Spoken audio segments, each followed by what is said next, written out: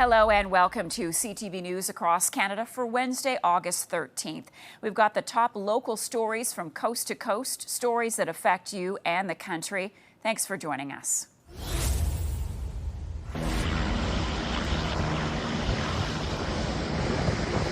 It's still a major concern for the people living near the Irish town wildfire, but there was some good news this afternoon. The fire is still considered to be out of control, but the situation looks a lot more promising than it did yesterday, so we're hopeful that that's a good sign. The fire was 54 hectares Monday, but the mayor of Maple Hills says as of noon today, it had shrunk to 43. It started on Sunday afternoon in a heavily wooded area north of Moncton. Water bombers were used for 2 straight days to try and get it under control. Tense times for those who live nearby. You know, in about 10 minutes, we had taken a video of all the contents of our home and started packing go bags. And that's just not something that I've ever experienced in my 45 years. The province has told people living near the fire to be ready to evacuate at a moment's notice. But some who live a bit further away think that won't be necessary. We're across Route 115 and a fair distance away, and the wind is blowing the other way. So we feel safe here. We're concerned about people in the way of the fire. Mayor Warren says updates are coming as fast as they can, but people need to try to be patient. I understand that it's trying time, that it's scary, that you're on an evacuation alert. It could happen at any time. That's frightening. I understand. It's such a challenging thing to navigate because there's so little information, and information changes so quickly from what we're being told. No structures have been burned as of yet. The mayor of Maple Hills told me today that residents have been mostly patient when it comes to waiting for updates from the municipality and the provincial government. And she says if there are evacuations, they will accept people at the community center. Todd. Okay, that's good to know. Derek, in near Moncton tonight. Thank you for that. We begin tonight with breaking news. Several vehicles and properties sit damaged in Barrhaven after a dump truck driver lost control on a residential street, smashing into a number of cars. It happened mid-morning on Apolloon Street off Cambrian Road. CTV's Stefan Keys joins us now with the latest on this, Steph.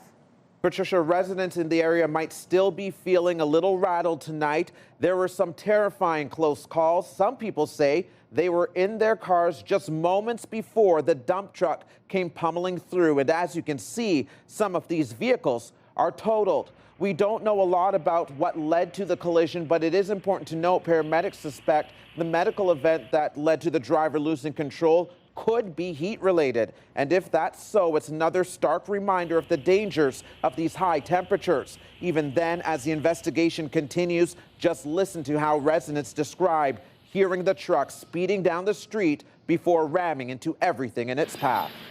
We just heard it, and it was really loud, it was really fast, and we heard the engine rev, so he was flooring it. And it was like, okay, and then we heard the bang, and it was like, okay, that's not right. And when all we saw was dust and smoke, and I was like, that's our car to the right. It should be here. But yeah, there's diesel all over it. It's ruined. The whole car is just ruined. Me and my sister were really close to the car to leave, and just so it happened. So it was kind of scary. You were almost going to get into your car? Yeah, we were all dressed to leave. So we had come outside. I grabbed some stuff from the car. I went inside to take a shower, and then I heard this loud bang. I thought my sister fell. I came outside, and the whole place was like a crime scene. At least 5 vehicles are damaged, some a total write-off. Thankfully, no bystanders were injured. But if this crash was just seconds earlier or later, as you heard, that may not have been the case. The dump truck driver was taken to hospital in stable condition, and Ottawa police did confirm they are investigating, but did not provide any other information. Patricia. CTV's Stefan Keys reporting live for us tonight. China's latest tariff move is sending shockwaves through Canada's canola industry, especially here in Saskatchewan.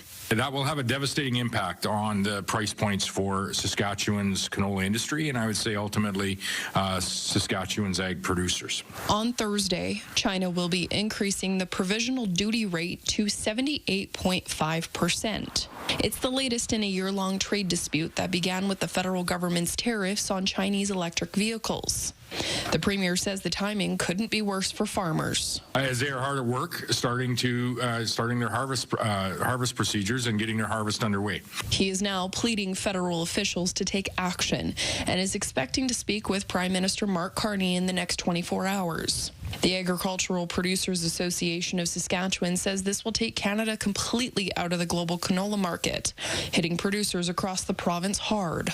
As producers, we feel like we're being caught in a tariff war that we had obviously didn't want. Canola is a prime target for tariffs from the Chinese perspective because they know that it's a huge value crop in Canada, particularly in Western Canada. The Saskatchewan NDP is now calling on the provincial government to launch a trade mission to China to help protect local producers.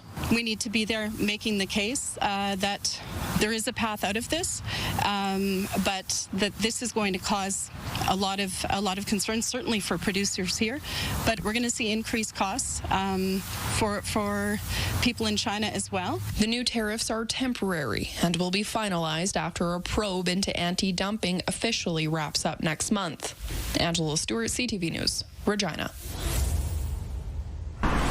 Fallout from a bombshell BC Supreme Court decision on Cowichan Tribe's land title continues to reverberate. I think it's probably one of the most significant decisions we've had in Aboriginal law over the past 35 years. The recent decision awarded the Cowichan Tribe's fishing rights in the Fraser River and title to a swath of land in Richmond, where the Vancouver Island-based First Nation previously inhabited a village in the summer. The province is launching an appeal. The ruling could have significant unintended consequences for fee simple private property rights in BC, and that must be reconsidered. The judge in her 800-plus page decision held that Aboriginal title and private property rights, known as fee simple, can coexist, and that the Cowichan tribes could repossess that land, says this Aboriginal law expert. It's the first decision that really fundamentally provides a remedy to First Nations to take back private land. The province is one of 6 defendants, along with the Feds, City of Richmond, the Vancouver Fraser Port Authority, Tsawwassen First Nation, and Musqueam Indian Band. Its chief expects it too will appeal. My phone lit up like a Christmas tree when the decision came out, and they all, our membership that were sending me saying, we're appealing this. The court found Aboriginal title on land held by the Feds, province, and city. It also found title over private lands, including businesses and homes that aren't subject to an order, but as a finding experts say could apply to private property across BC. The First Nation can go back to court and seek remedies like an ordinary landowner to have those landowners removed from their land. The opposition Conservatives say the province should have negotiated this case, avoiding uncertainty over private property rights and protracted appeals. I'm actually very concerned about how the chill that this project, or this court case, I should say, will put on British Columbia as an investable jurisdiction. We have to work, of course, with First Nations to make sure that we move forward with this project, and we are. The province says it's seeking a stay of the order pending its appeal. You can see the large section of burned forest stretching across this area in Kirkfield Village within Kawartha Lakes, as crews continue their battle against a 33-hectare wildfire. Personnel from the Halliburton Fire Management Headquarters are responding to the fire with 5 fire ranger crews and air attack. The fire is not under control. Farms are actively moving their animals to safety, away from the grass fire that sparked Monday afternoon. That fire is now larger than another wildfire in Kawartha Lakes. After 3 days of battling, first responders say the 27-hectare forest fire between Bobcaygeon and Kinmount is contained, but still burning out of control. Officials believe an electrical storm is responsible for sparking the blaze, but say debris from an ice storm earlier this year continues to complicate firefighting efforts. That forest is so thick, and with the debris on the ground, they can't actively access it. As the wildfires north of Toronto continue to burn, several cities across the Greater Toronto Area have issued fire bans. Ajax, Aurora, Newmarket, Oakville, Oshawa, Peterborough, and Richmond Hill have suspended all open-air burning until further notice. All open-air burning, so you can still barbecue, but of course fireworks, any campfires or open fires, even people with active burn permits are canceled at this time. And if anybody sees anything, definitely call 911 or report the burning. Residents are also being asked to use extreme caution while using propane or gas-powered equipment and to discard cigarette butts properly. Into a metal container, and just before you go to bed, we ask that you just put some water in that container. Violations of the bylaw could lead to charges under the Ontario Fire Code. And to give you a better sense of how serious law enforcement takes these open-air fire bans, in Ajax, the penalty can be a $50,000 fine, imprisonment, or both. Reporting live, I'm Rahim Ladani. Nathan, back to you. Fighting fire with fire. That's what this group of residents in the RM of Stewartburn is doing to protect their community from wildfires. We've had fires through here, 70, 80, 90 kilometer-hour winds, and it's scary. That is very scary. Laura Reeves is the vice president of the Stewartburn Prescribed Burn Association. The volunteer group aims to stop wildfires before they can even begin by conducting prescribed burns to remove dried or dead vegetation and brush. The idea is that we will be reducing the fuel load, if not eliminating it. So there will be nothing for a wildfire to catch. Now the group is getting a big boost to get that work done. This is the way of the future. On Tuesday, Intact Insurance handed the association more than $116,000 through its Municipal Climate Resiliency Grant. Reeves says this money will fully equip the prescribed burn team with gear and training to conduct at least 5 prescribed burns across 100 acres. This is a godsend to us. Area Reeve Michelle Goronsky says Stewartburn is the only municipality in Manitoba to receive the grant, which was awarded to just 19 communities across Canada. We look around at other provinces across the country and the wildfires that are destroying so much of our lands. The RM of Stewartburn has lived through that. In May, Stewartburn's neighboring municipality of Piney was forced to evacuate hundreds of residents due to an out-of-control blaze. It was just the beginning of what has become the worst wildfire season in the last 30 years for Manitoba.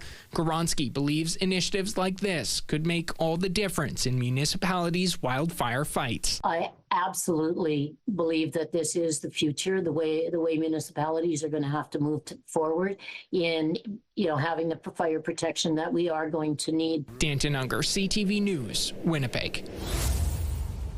We really want to make sure that we can make our streets that much safer. The province says it will soon be making life more difficult for stunt drivers and street racers who post videos like these of vehicles speeding around others on Alberta roads.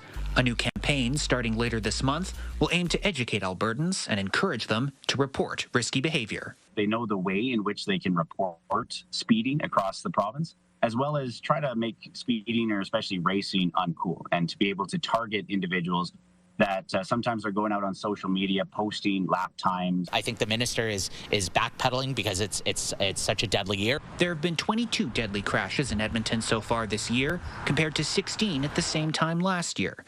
After the province introduced new rules earlier this year, Edmonton got rid of photo radar. City Councillor Michael Jans says the province is playing politics. We don't need more posters. We don't need snazzy radio ads. What we need is enforcement. A lot of these racers or speeders or excessive speeders would have license plate covers or spray that they would put on their license plate, which would make photo radar completely ineffective in being able to give them any tickets. Dreeshen says the province is working with law enforcement to identify times and locations where stunt speeding takes place. He says reports from law-abiding drivers will help identify those trouble spots. Political watchers question whether a campaign will be enough to deter those who already take measures to conceal their identity when they drive dangerously. It would be important, I think, to message more clearly, not just that this is dangerous and problematic, but that there's going to be more effective enforcement. Dreeshen says the province is working to make sure there is physical enforcement on major roadways. Make sure that people understand and realize that driving is a privilege. Dreeshen says the new campaign will run for 2 to 3 weeks, after which the province will evaluate its effectiveness. Connor Hogg, CTV News, Edmonton. Zachary Legault is described by many as a kind soul, always smiling and known for putting others' needs before his own. His friends loved him. He was, from what I understand, he was always there for his friends. As far as his career was just taking off. But all of that changed in an instant on the night of December 23rd last year. Police say this BMW lost control on Glenmore Trail, veering into the shoulder and striking a stationary crane. 2 passengers were in the vehicle. 1 suffered minor injuries. The other, 18-year-old Zachary Legault, died. I was extremely enraged. Police charged 19-year-old Kane Burrows with impaired driving causing death. He was released on bail, ordered not to drive or consume alcohol. But last Friday, Burrows was charged again with impaired driving, this time after a crash near 58th Avenue and McLeod Trail southwest. To have another accident last week, that should never have happened. There's something wrong with the system. Police say they tried to pull over a BMW M5 in a traffic stop, but the driver took off northbound on McLeod Trail, slamming into a parked car and setting off a chain reaction that damaged 7 other vehicles. Burrows made his first court appearance on Monday. His case was adjourned for 1 week, and he will remain in custody. I'm speaking to the Crown, who wants to cancel all his bails, but we are working on a possible bail plan. It won't be immediate. One criminologist called the case unusual and troubling, adding the charge of breaching bail conditions will weigh heavily in court. The judge is not going to take that lightly when it comes to putting a criminal punishment related to that. Meanwhile, some are calling for harsher punishments to deter impaired driving. Pretty shocking and disgusted, honestly. A lot of these sentences are a joke when they're convicted.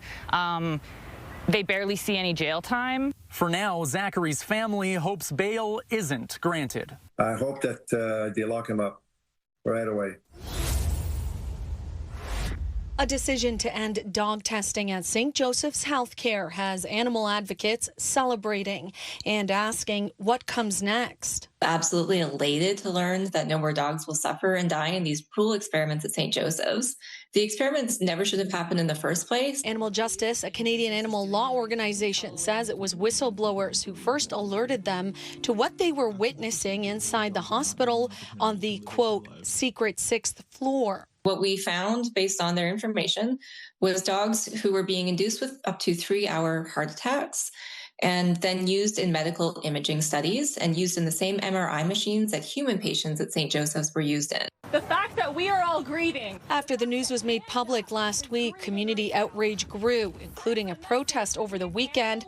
And on Monday, the hospital responded. In a statement to CTV News, the hospital said the government of Ontario is an important partner in every aspect of our work. Following consultations with the province, St. Joseph's will immediately cease research studies involving dogs.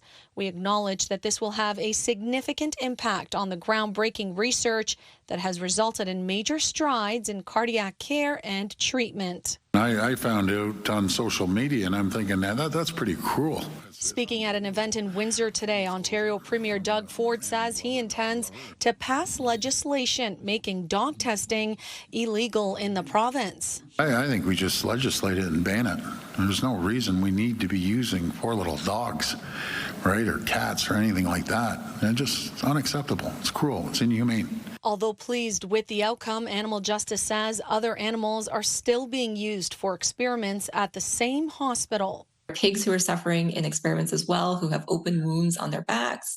And there are also rodents being used in tests at St. Joseph's. And I don't think that the public accepts any form of animal testing at a public hospital. As for the dogs still at the facility, the Beagle Alliance, a national charity that rehomes animals from research labs, has reached out to help. They're just very resilient and very forgiving towards the species that's actually harmed them.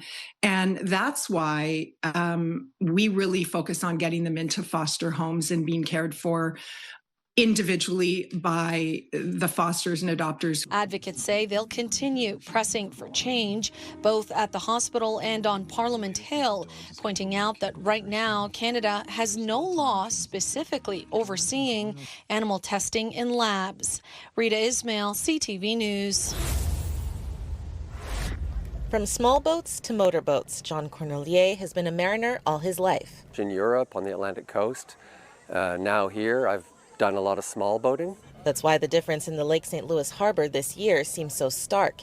As harbor master for the Pointe Claire Yacht Club, Cornelier says the water level is now a meter lower than it was in spring. That's having an impact on boating. We're seeing boats colliding with underwater objects and getting stuck. This drone footage shows sunken tires and wood that you normally wouldn't see.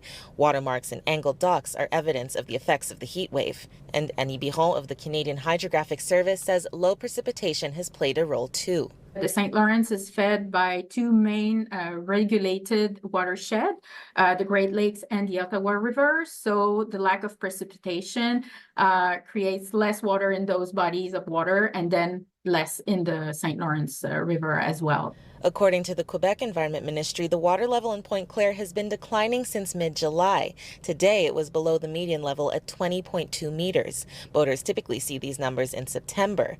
But with humidex values pushing 40 degrees, levels in the Montreal area could hit an all-time low. Still, Cornelier says boating season isn't lost. What we recommend when you're boating in the area is to use the defined channels.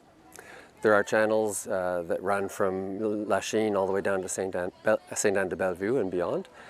Stick to those if you don't know your way around. The depths of the water where you're going are given on charts. So we'd recommend to have charts on your boat, know how to use them. Being equipped with GPS tracking apps, VHF radio, and a fully charged phone can all help keep boaters safe as they close out the season. Anna Sazet-Extreme, CTV News. The Memorial Cup could be coming to Kitchener in 2027. Rangers officials confirming they've submitted a bid for the 2026-27 season. To the credit of Mike McKenzie and our hockey operations staff, they've been building a hockey team that is going to be strong this year, but probably should be able to reach its peak for that 26-27 hockey season. The Blue Shirts have previously hosted the tournament 3 times, most recently in 2008.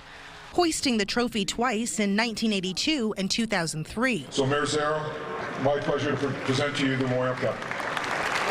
It's been nearly 20 years since 2008, since this prestigious event was held by the Rangers and by the city of Kitchener and the region itself. And it was time for us to put our best foot forward to try to bring it back. Not the only local team vying for home ice advantage.